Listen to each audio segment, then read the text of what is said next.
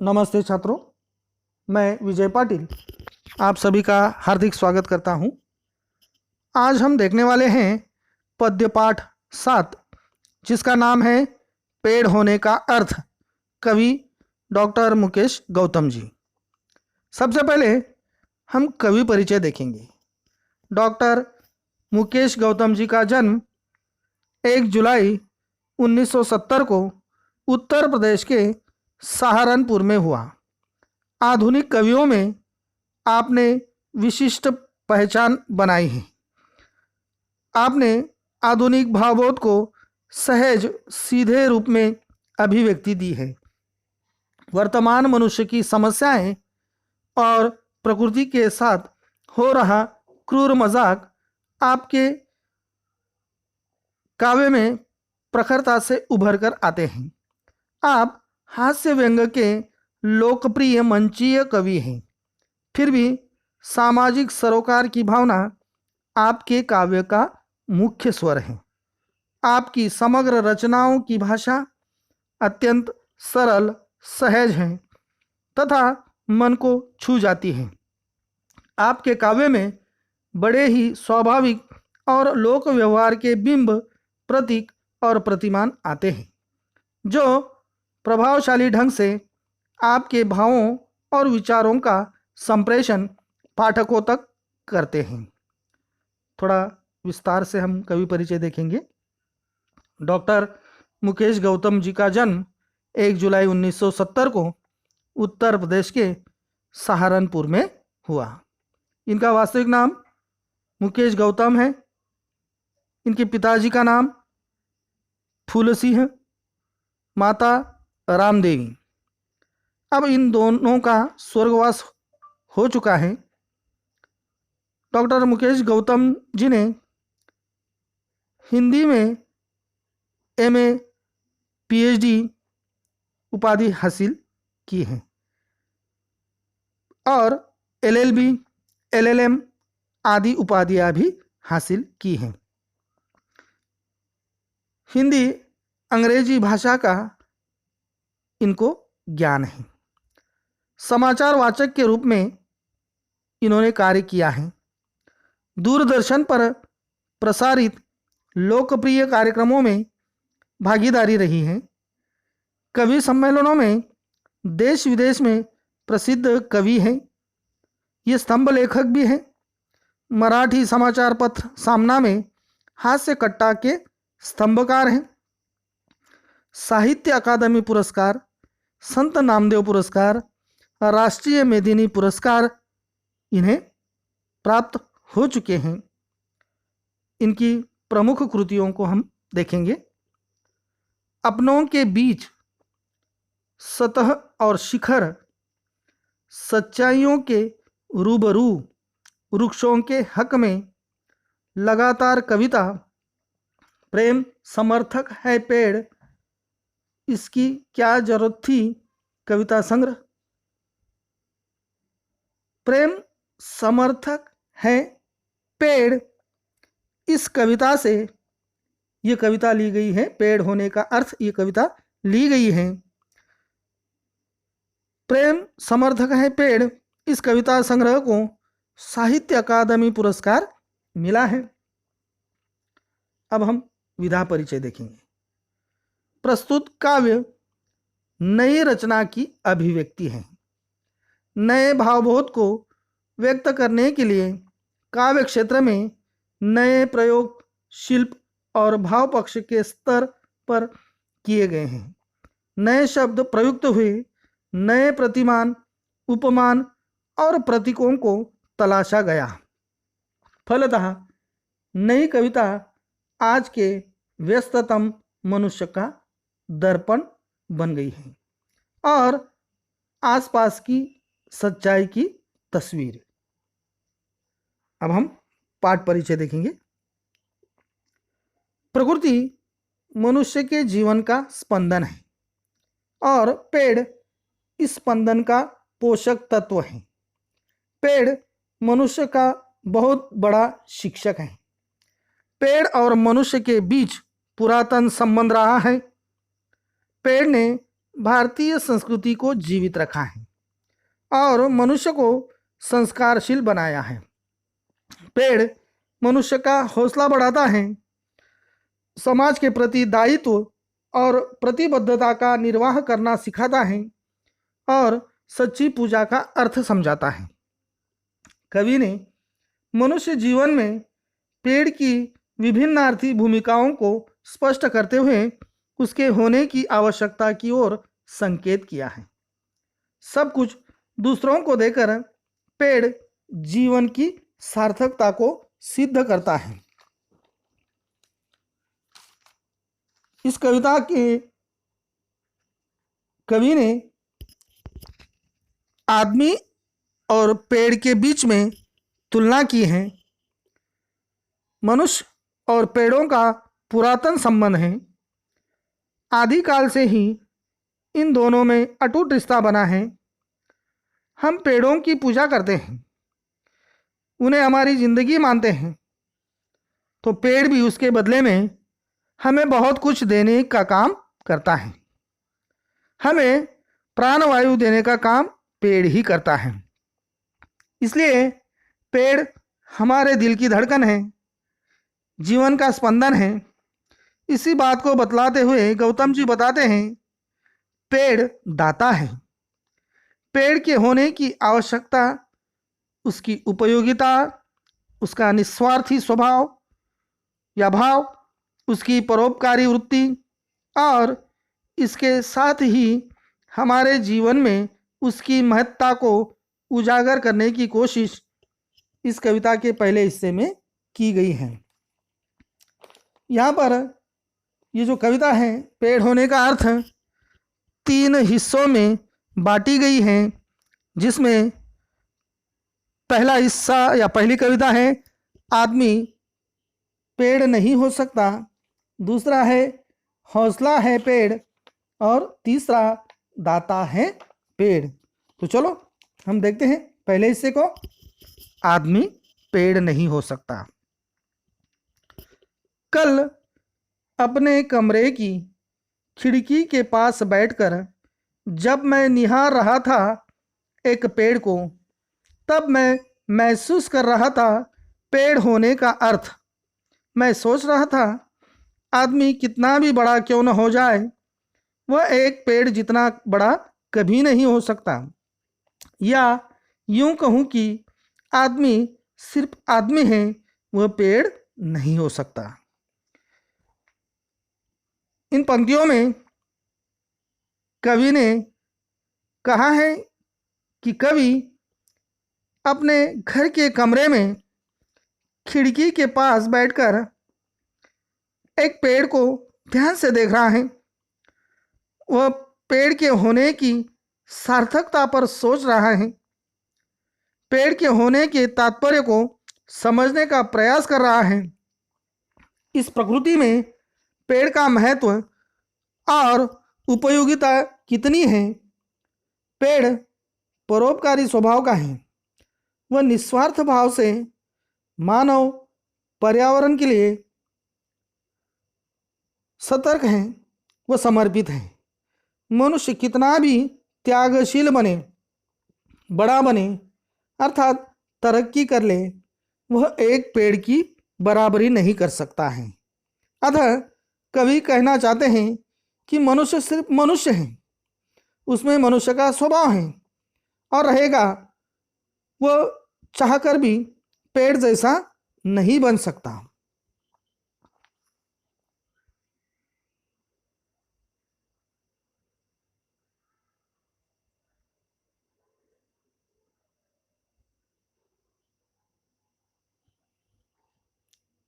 दूसरा हिस्सा या दूसरी कविता हौसला है पेड़। इसमें अंकुरित होने से ठूठ हो जाने तक, आंधी तूफान हो या कोई प्रतापी राजा महाराजा, पेड़ किसी के पांव नहीं पड़ता है। जब तक है उसमें सांस, एक जगह पर खड़े रहकर हालात से लड़ता है। जहाँ भी खड़ा हो, सड़क, झील या कोई पहाड़, भेड़िया, बाघ, शेर की दहाड़, पेड़ किसी से नहीं डरता है। यहां पर बताया गया है कि पेड़ हौसले वाला है, पेड़ को साहसी बताया गया है। छोटे पौधे के रूप में अंकुरित होने से लेकर विशाल पेड़ के रूप में विकसित होकर सूखने तक वह स्वाभिमान के साथ अपने स्थान पर डटा रहता है। उसके जीवन में कितने भी आंधी तूफान आए, पर वह साहस के साथ डटकर उन आंधी तूफानों का सामना करता है। पराक्रमी राजा महाराजाओं के आने पर भी वह किसी के सामने नहीं झुकता है। वह जीवन के अंतिम सांस तक संघर्ष करता रहता है। पेड़ सड़क, झील और पहाड़ के पास निर्जन स्थान पर भी खड़ा रहता है। वह नित्य भेड़िया, बाघ और शेर की दहाड़ भी सुनता है, पर अकेले होने पर भी वह भयभीत नहीं होता है। अपनी जगह पर डटकर खड़ा रहता है और इन सब का सामना करता है। आगे, हत्या या आत्महत्या नहीं करता है पेड़। थके राहगीर को देकर अच्छा व ठंडी हवा, राह में गिरा देता है फूल और करता है इशारा उसे आगे बढ़ने का। पेड़ करता है सभी का स्वागत, देता है सभी को विदाई। गांव के रास्ते का वह पेड़ आज भी मुस्कुरा रहा है, हालांकि वह सीधा नहीं, टेढ़ा पड़ा है। यहां पर कवि कहते हैं कि जीवन के संघर्ष के आगे हार मानकर पेड़ हत्या या आत्महत्या नहीं करता है। पेड़ अपने स्वभाव के अनुसार आचरण करता है। थके राहगीरों की थकान को शीतल छाया और ठंडी हवा से उसकी थकान मिटा देता है। सुगंधित फूल गिराकर उसमें ताजगी भर देता है और आगे बढ़ने का संदेश देता है। वह बिना भेदभाव सभी का स्वागत करता है। अमीर हो, गरीब हो, राजा हो, रंक हो, फकीर हो, किसी भी जाति का, धर्म का हो, वह सबका यहाँ पर स्वागत करता है और सभी के साथ एक जैसा व्यवहार करते हुए विदा करता है। वही सभी की थकान मिटाता है और हौसला बढ़ाता है। कवि कहते हैं कि गांव के पथ पर वह पेड़ आज भी खड़ा है, मुस्कुरा रहा है, हालांकि वह अब सीधा नहीं, अब टेढ़ा खड़ा है। समय के अनुसार पेड़ के आकार में बदलाव आता है और इस पेड़ के आकार में भी अब बदलाव आ चुका है, वो थोड़ा सा टेढ़ा हो गया है। सच तो ये है कि रात भर तूफान से लड़ा है, खुद घायल है वह पेड़, लेकिन क्या देखा नहीं तुमने, उस पर अब भी सुरक्षित चहचहाते हुए चिड़िया के बच्चों का घोंसला है। जी हाँ, सच तो ये है कि पेड़ बहुत बड़ा हौसला है। यहाँ पर कवि कहते हैं, सच तो ये है कि वह पेड़ रात भर आंधी, तूफान आदि का सामना करता है। इन आंधी तूफानों का सामना करते हुए पेड़ घायल भी हो गया, फिर भी चहचहाते चिड़ियों के घोंसले में रहने वाले पंछियों के बच्चों को एकदम सुरक्षित रखा है। सच में पेड़ों में बहुत बड़ा हौसला है। उन पंछियों के बच्चों को बिल्कुल वो सुरक्षित रखता है, खुद आंधी तूफान का सामना करता है। बड़ा ही इसमें हौसला है। आगे,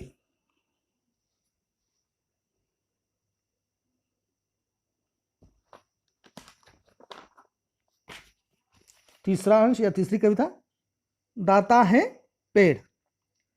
जड़, तना, शाखा, पत्ती, पुष्प, फल और बीज हमारे लिए ही तो है पेड़ की हर एक चीज। किसी ने उसे पूजा, किसी ने उस पर कुल्हाड़ी चलाई, पर कोई बताए क्या पेड़ ने एक बूंद भी आंसू की गिराए? हमारी सांसों के लिए शुद्ध हवा, बीमारी के लिए दवा, शव यात्रा, शगुन या बारात सभी के लिए देता है पुष्पों की सौगात। आदिकाल से आज तक सुबह शाम दिन रात हमेशा देता आया है मनुष्य का साथ। यहाँ पर कवि कहते हैं कि पेड़ दानी हैं, परोपकारी हैं, दाता हैं, वह आजीवन देता रहता है। सभी पेड़ मानव हित के लिए समर्पित हैं। उसका जड़, तना, शाखा, पत्ती, पुष्प, फूल, फल और सब कुछ मनुष्यों के लिए हैं। मनुष्य भी उसे सम्मान देते हैं, उसकी पूजा करते हैं, लेकिन कुछ स्वार्थी लोग उस पर कुल्हाड़ी भी चलाते हैं। पर पेड़ कभी दुखी होकर आंसू नहीं बहाता। वह तो निरंतर हमें शुद्ध हवा और औषधि देता है। शव यात्रा, शगुन या बारात के लिए फूलों की सौगात या उपहार भेंट करता है। प्राचीन काल से ही पेड़ हमेशा मनुष्य का साथ देता आया है, मनुष्य की आवश्यकताओं को पूरा करते आया है। कवि को मिला कागज, कलम स्याही, वैद्य हकीम को दवाई, शासन या प्रशासन सभी के बैठने के लिए कुर्सी मेज आसन। जो हम उपयोग नहीं करें, वृक्ष के पास ऐसी एक भी चीज नहीं है। जी हाँ, सच तो ये है कि पेड़ संत है, दधीची हैं। यहाँ पर कवि कहते हैं कि कवि को पेड़ से कागज, कलम और स्याही मिली है। वैद्य और हकीम को दवाई मिली है। शासन और प्रशासन को बैठने के लिए कुर्सी, मेज और आसन मिला है। ये सब कौन दे रहा है? तो पेड़ दे रहा है। कागज, कलम, स्याही ये भी पेड़ से ही कवि को मिला है। हम देखते हैं जो है वैद्य होते हैं, हकीम होते हैं, ये पेड़ों के जड़ से, पत्तों से, फूलों से, फलों से दवाइयाँ बनाते हैं। और दफ्तरों में मतलब शासन प्रशासन के जो लोग हैं उनको बैठने के लिए कुर्सी, मेज और आसन लकड़े का होता है। और ये लकड़ा कैसे मिलता है? तो पेड़ से मिलता है। सच में पेड़ अपना सर्वस्व निछावर करके हमारी सहायता करता है। जीवन उपयोगी समस्त वस्तुओं का स्रोत पेड़ है। कवि ने पेड़ को संत और दधीची बतलाया है। संत की तरह पेड़ भी परोपकारी स्वभाव के होते हैं। दधीची एक महान ऋषि थे जिन्होंने वृत्तासुर राक्षस का वध करने के लिए ब्रज के निर्माण हेतु इंद्र को अपनी हड्डियां प्रदान की थी। वैसे ही पेड़ अपना योगदान मनुष्य के लिए देता है। मनुष्यों को तरह तरह की चीजें वो प्रदान करता है। इसलिए पेड़ को दाता कहा गया है। और मनुष्य की और पेड़ की तुलना करते हुए कहा गया है कि पेड़ जो हैं वो हमेशा इंसान को या मनुष्यों को कुछ न कुछ देते रहता है, पर इंसान जो है बड़ा स्वार्थी होता है। पर पेड़ ऐसा स्वार्थी नहीं होता, वह हमेशा कुछ न कुछ देने की कोशिश करते रहता है। इसलिए इस कविता से हमें ये सीख मिलती है कि जिंदगी में हमें जो कुछ दूसरों को हम दे सकते हैं वो देने की सीख पेड़ के माध्यम से हम लोगों को मिलती है।